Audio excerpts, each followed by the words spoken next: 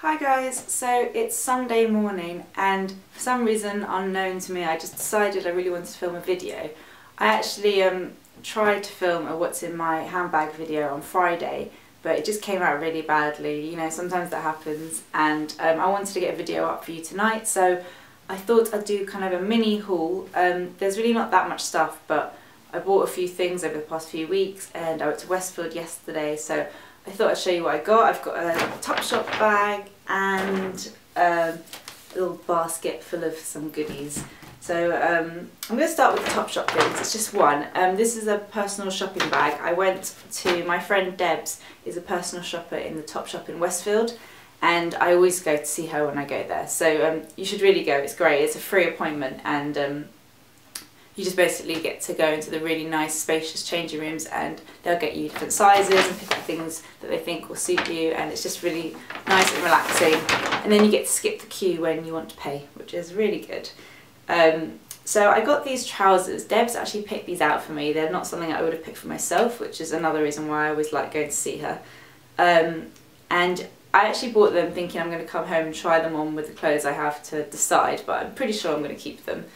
They are black, and they've got a zip up the side and no pockets, so they kind of look a bit like leggings, but they're thick enough to be trousers.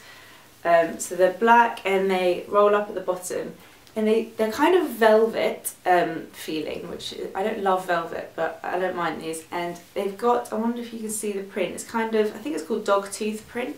But they just fit really nicely. They're really, really tight. I've got quite skinny legs, so I always find it quite hard to find trousers or jeans that are actually tight on me and stay tight. But I really like these, so they just look like that. I got a size 10. I'm normally a 12, so they obviously come up quite big. So I'd recommend getting a size smaller. Yeah, I'm just looking forward to wearing these. I'll probably wear them with longer tops, to be fair, because they'll probably look cool with tops tucked in, but because there's no pockets, I find they look a bit like leggings, and I don't know, I'll probably wear tops, like long tops over them, but I really like those. They were £28.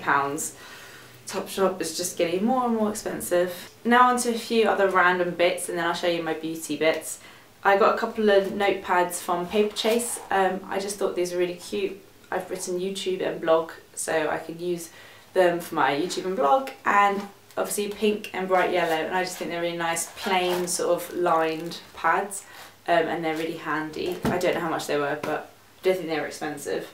I also popped into Primark the other evening after having dinner with Anna for Vivian Does Makeup. We always end up shopping for some reason, and I got a few bits. I'm not going to show you one of them because you'll see it in a video soon, but the main thing I went there for were these Super Cosy tights. They're actually called Super Cosy tights.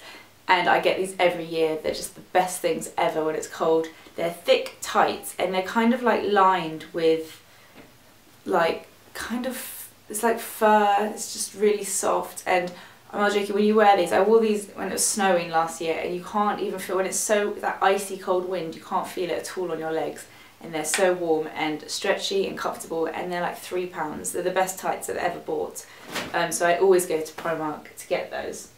Okay, now all the rest is beauty stuff. So the first two, I think I showed these in my makeup tutorial video. I bought a couple more Real Techniques brushes.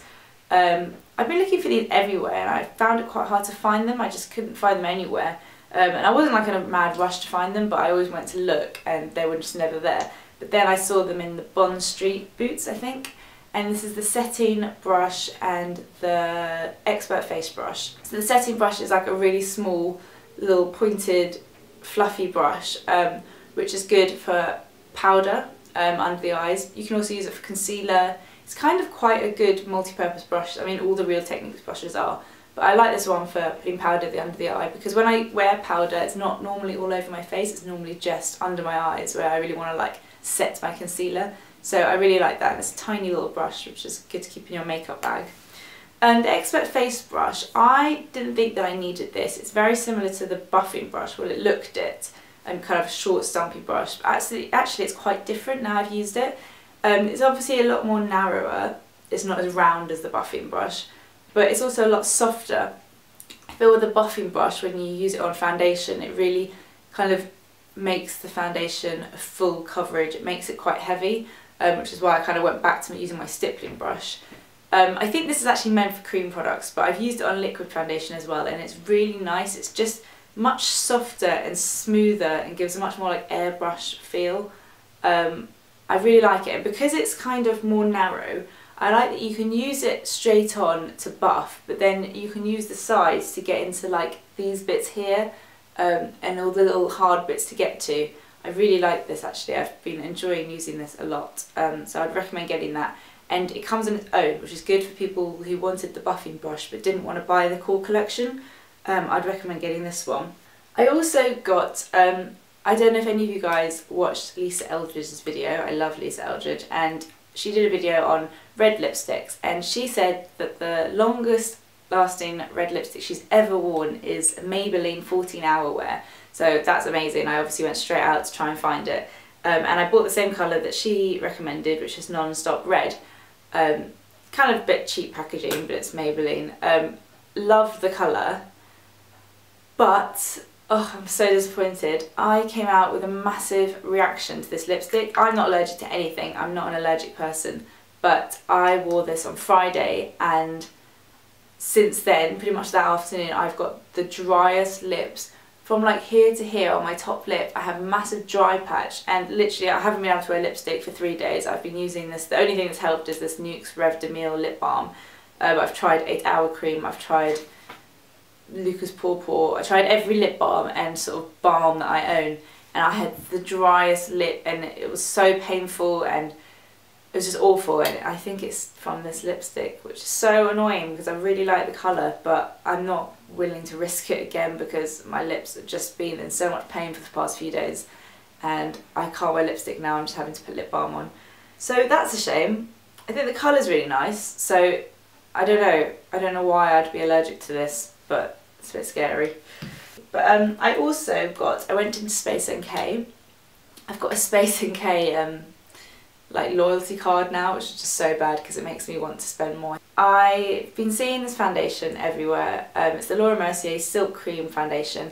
Kate from Ghost Parties talks about it, Tanya Burr wears it, Amarique wears it. I've just always seen it, and I've always looked at swatches and always watched YouTube videos, and I've always had this fascination with it but never bought it. It's like £33, so it's very expensive, quite an investment.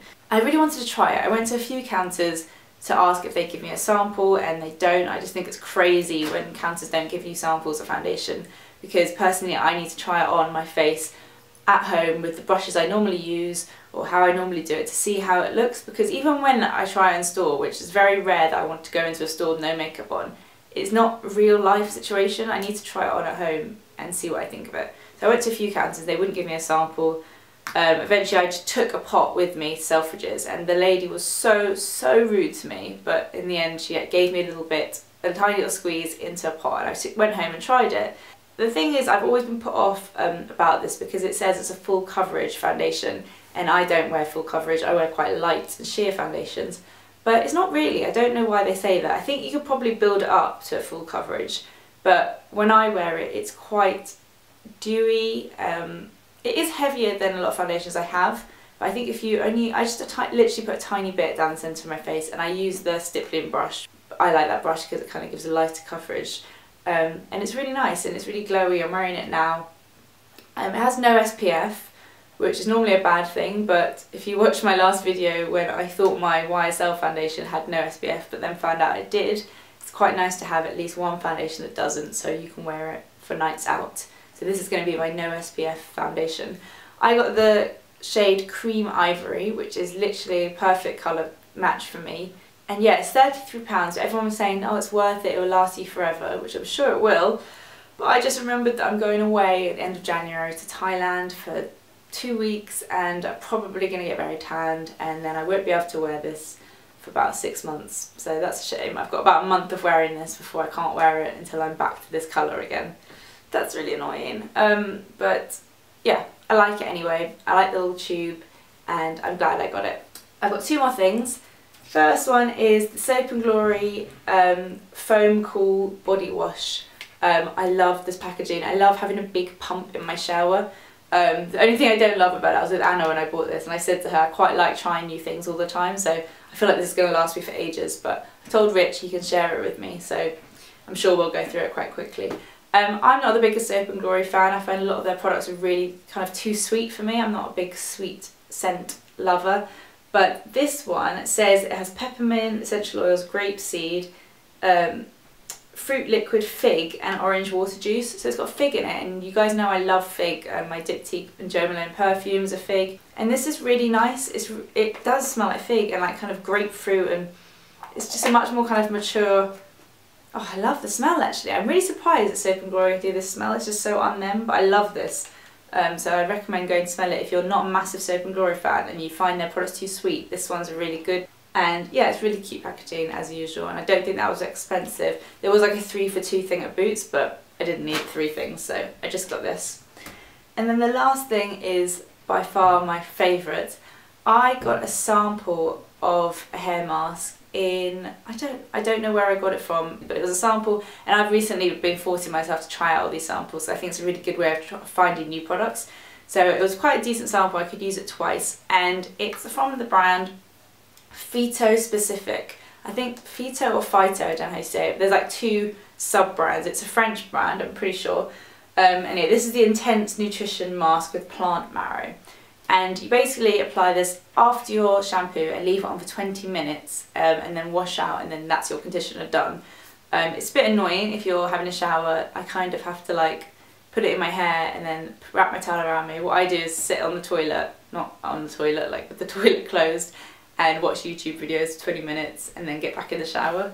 But it's quite nice if you've got time to spare.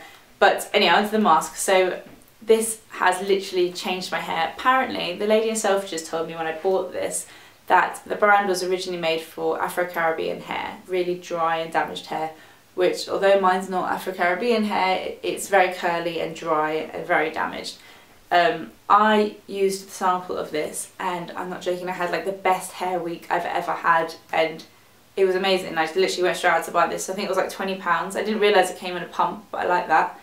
And it's amazing. If you have dry, damaged hair, just get this. I've been using it kind of once a week for the past few weeks, and it's amazing. It makes my hair feel so soft. It's so much easier to manage. I still love my Ojon products. I use the Ojon shampoo and then this, and then on the days I don't use this, I use Ojon shampoo and conditioner.